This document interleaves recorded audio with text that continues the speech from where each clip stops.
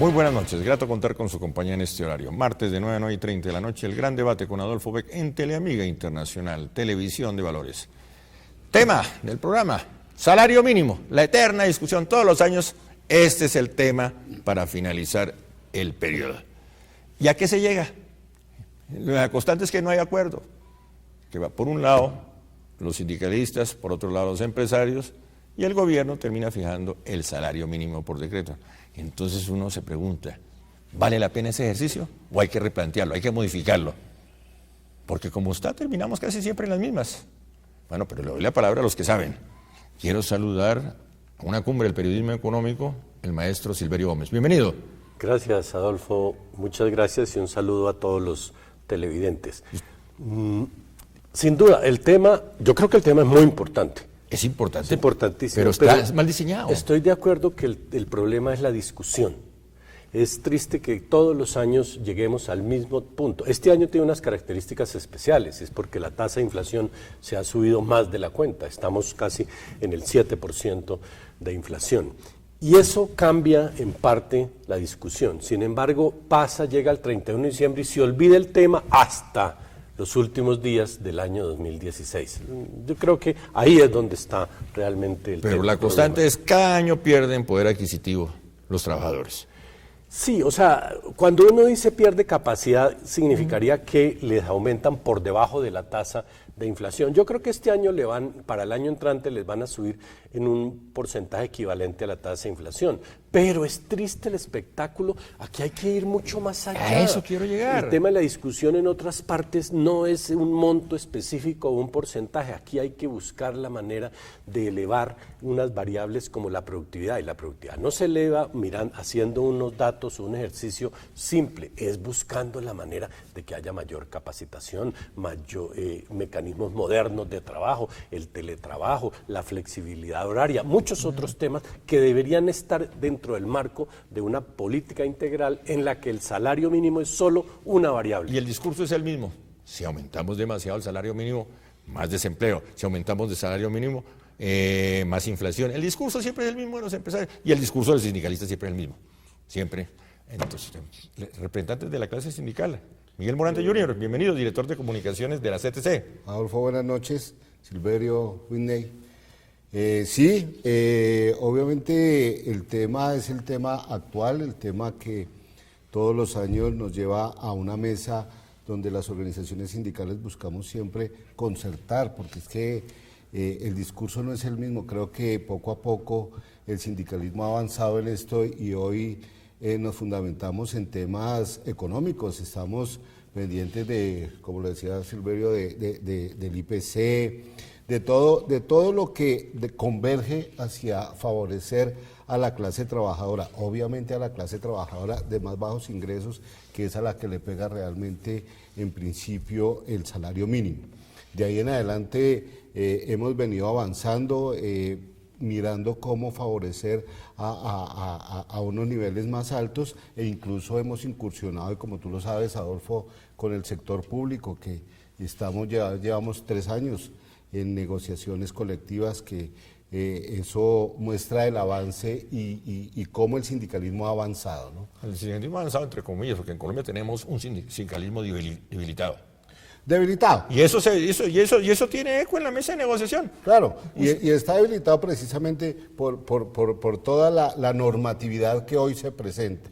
Hoy tenemos una tercerización avanzada, tenemos unos marcos legales que nos limitan, pero que estamos mirando cómo los cambiamos también. En eso también estamos avanzando. Estamos mirando no solamente lo económico, sino lo legal. ¿Qué porcentaje de la clase trabajadora está sindicalizada? Hablamos del 4%,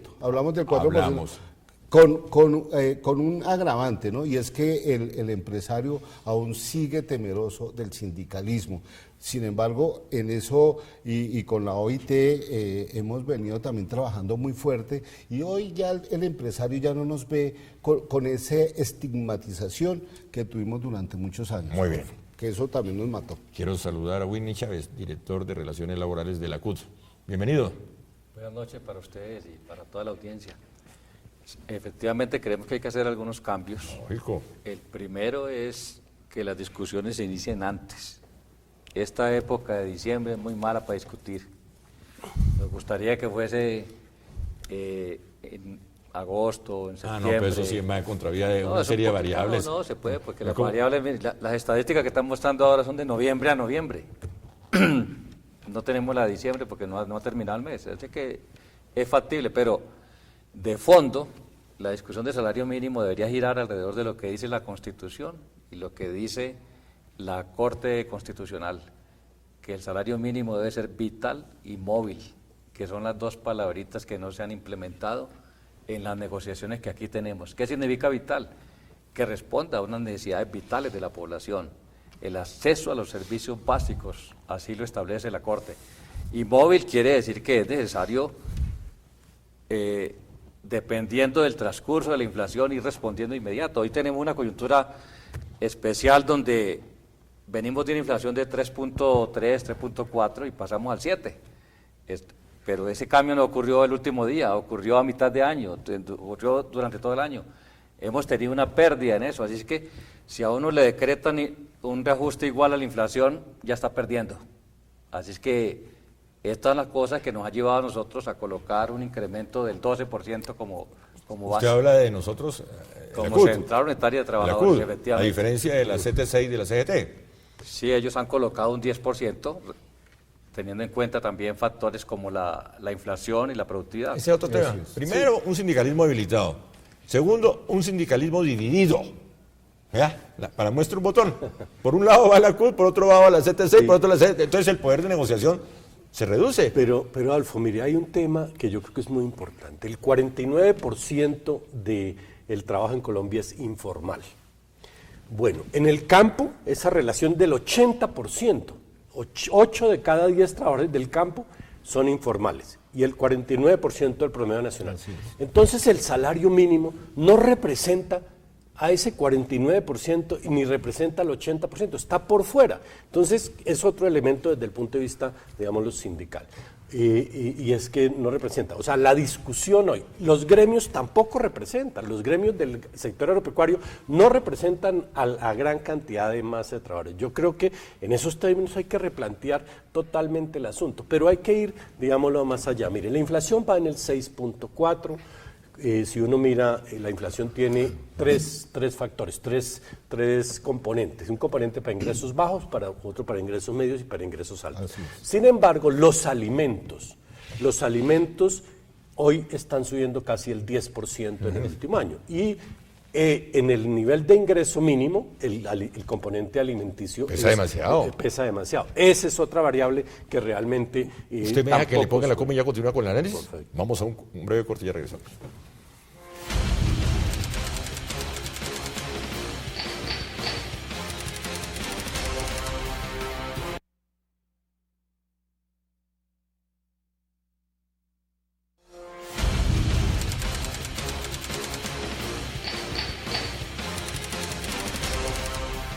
Continuamos, maestro Silverio. Sí, entonces yo creo que son temas que hay que replantear en una forma importante.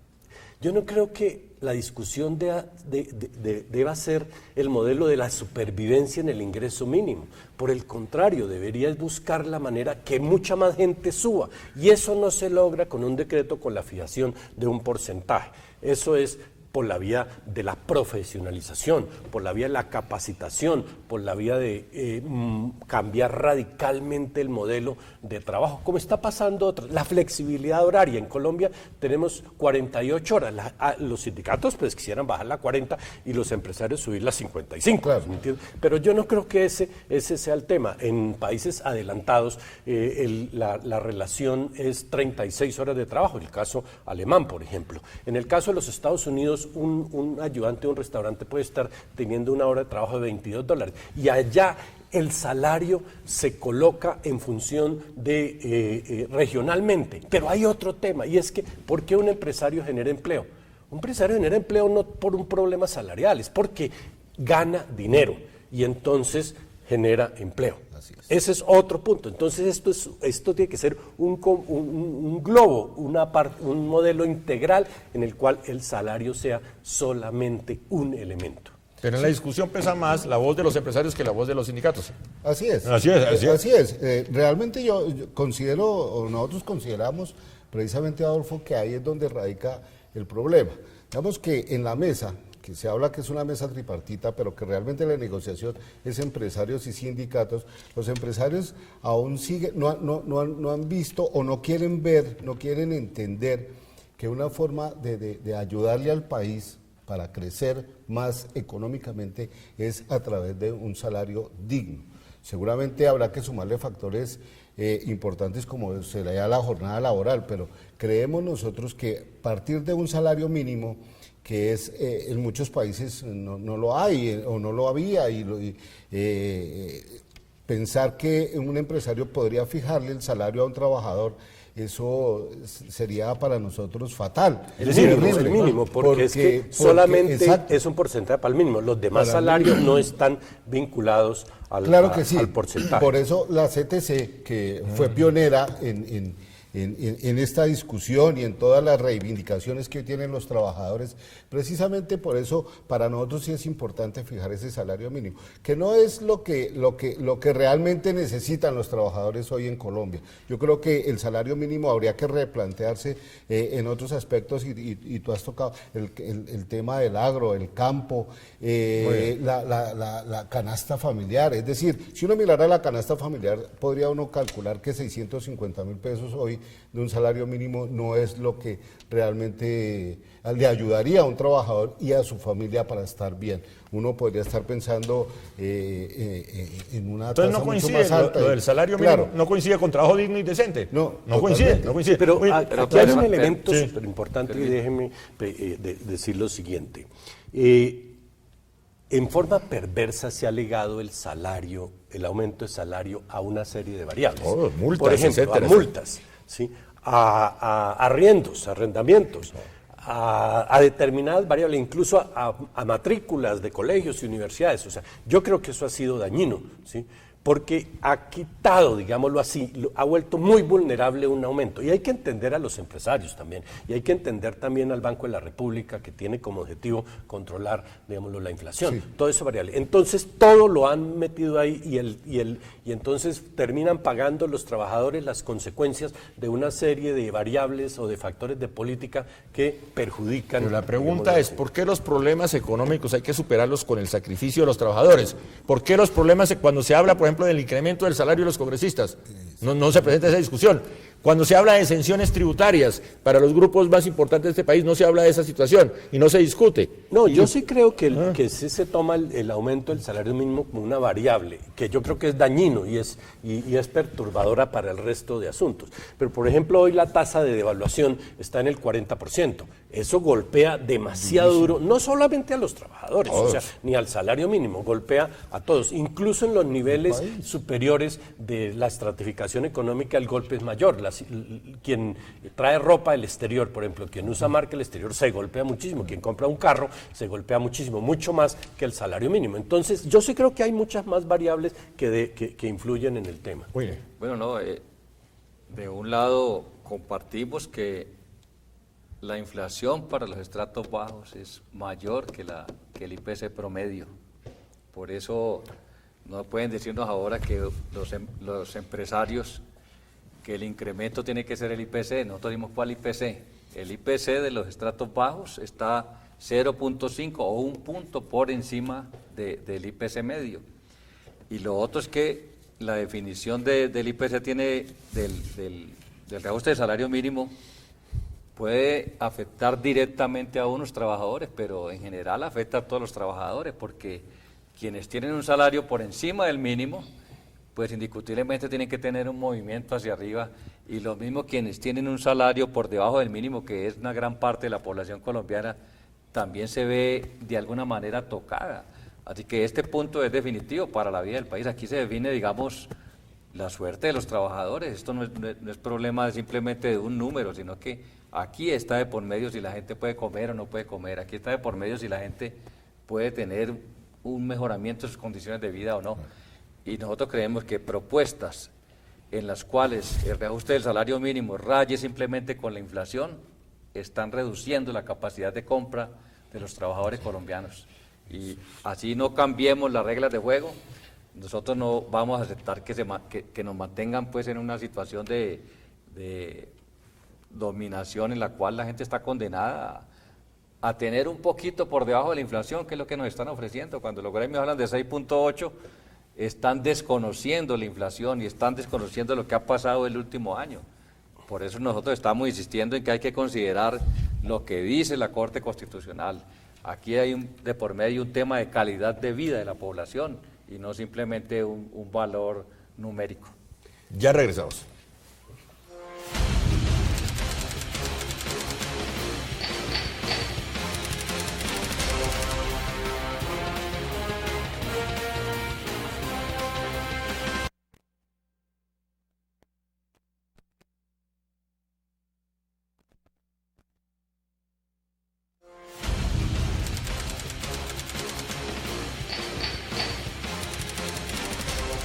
Continuamos. Entonces, con ese presupuesto vamos a tener una clase trabajadora cada día más empobrecida, con menor poder adquisitivo. Aquí, yo creo que cuando uno habla de la inflación y cuando habla uno de estos temas tiene que precisar al máximo.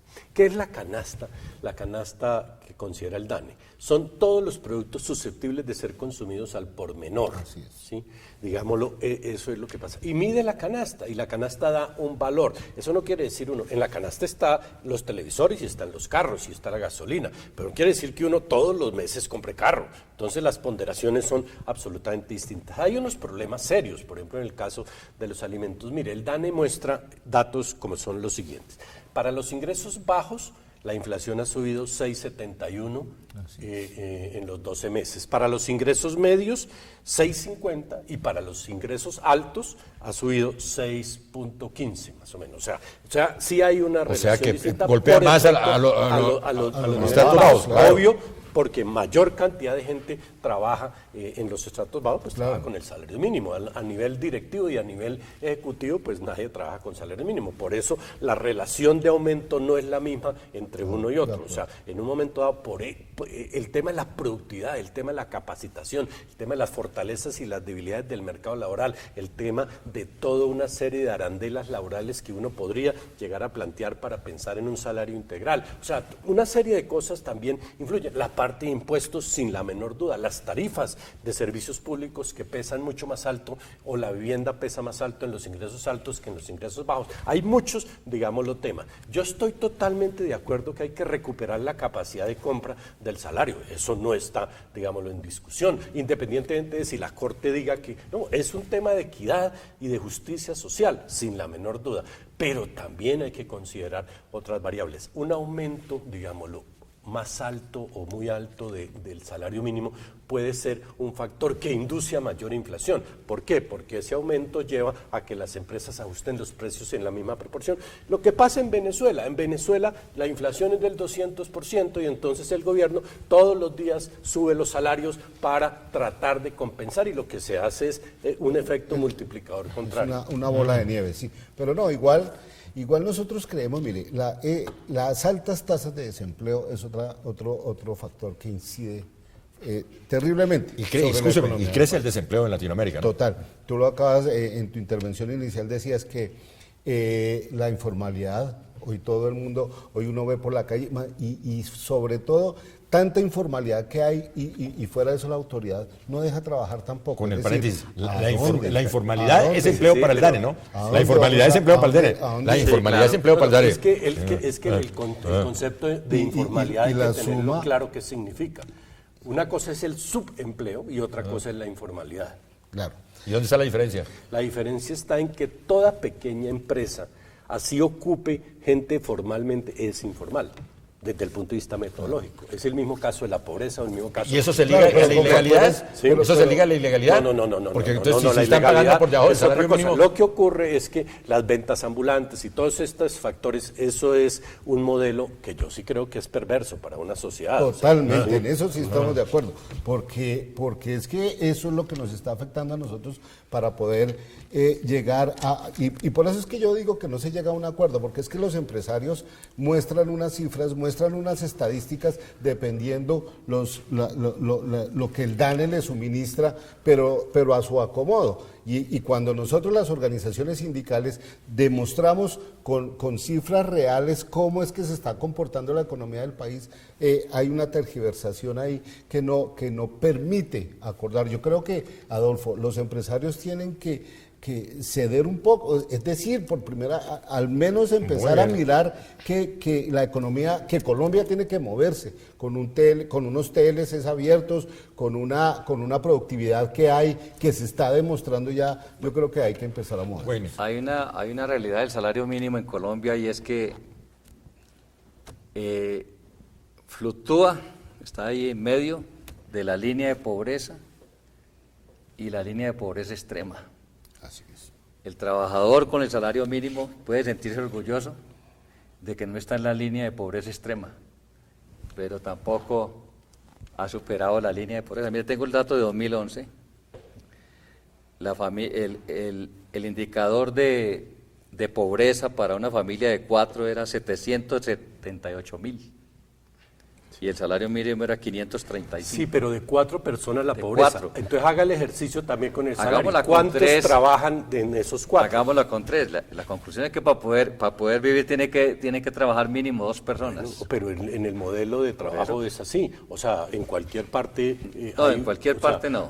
Yo le entiendo perfectamente que el modelo implique que uno haga la comparación, pero Sí, decir uno que es que una persona en Colombia son 192.000 pesos, de ahí para abajo. Vive con 192.000. Pero es que ¿quién dijo que era vivir? No, es que el ¿quién concepto adquiere lo metodológico básico? es distinto. No, o lo sea, básico. es pobre, digámoslo, quien recibe un ingreso inferior a 192.000 pesos. Exacto, la canasta básica. Pero eso no ¿quién es la compra? canasta básica, es las condiciones calóricas que le permitirían sobrevivir. Son dos cosas distintas. canasta alimenticia, entonces. La canasta Bueno, alimenticia básica son 192. Eso multiplicado por 4 son 800.000 pero hagamos pesos, el como usted lo ejercicio dice, que se y lo compara con un salario mínimo. Son 4 personas. Y si usted coloca 2 personas trabajando en la casa, pues tienen 1.400.000. O sea, eso tiene una dosis de falacia también en muchísimas Sí, cosas. pero así para como ambos los lados. empresarios puede que no presenten la información completa, y vamos a aceptar entre comillas, los trabajadores tampoco. O sea, sí, cada uno juega desde el punto de vista del sentimiento. Cuando la gente dice, mire, en Colombia los trabajadores están pidiendo 64.000 y los empleadores están ofreciendo 20 y pico mil, eso quiere decir que sea un aumento de 1.400 pesos. ¿Eso para qué alcanza? Yo no creo que haya que desagregar hasta ese término. Se nos terminó el programa de conclusiones. Yo creo que esta discusión, así como lo decía Winnie, ojalá empezara desde mucho antes, porque seguramente terminaría el mismo día, pero sí se necesita más tiempo de debate. Yo insisto, y seguramente ahorita ya concluyendo, será el gobierno nacional el que lo defina. Ojalá el gobierno nacional, Lucho Garzón, el presidente, se den cuenta que no será el IPC el punto de solución al salario mínimo. Creo que debe ser mucho más arriba. Conclusiones. El año anterior la inflación fue del 3,66, el aumento fue del 4,6, un punto de más, y la inflación hoy se ha disparado en 3,5, así que nosotros no le podemos atribuir a un incremento salarial la inflación, sino a otros factores. Lo mismo el problema del empleo. ¿Su pronóstico cuál es?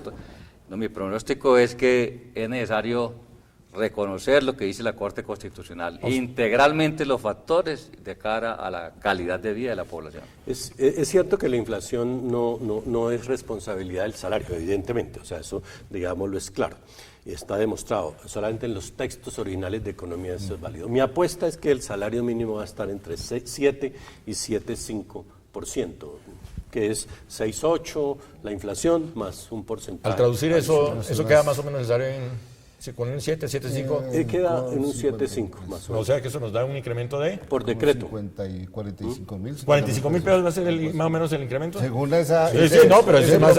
Pero yo sí vuelvo y hago la reflexión y espero que sea más generosa la Si no es el 12, ¿la CUS se retira de la mesa de o negociación? la concertación o la... Nosotros insistimos en la necesidad del 12.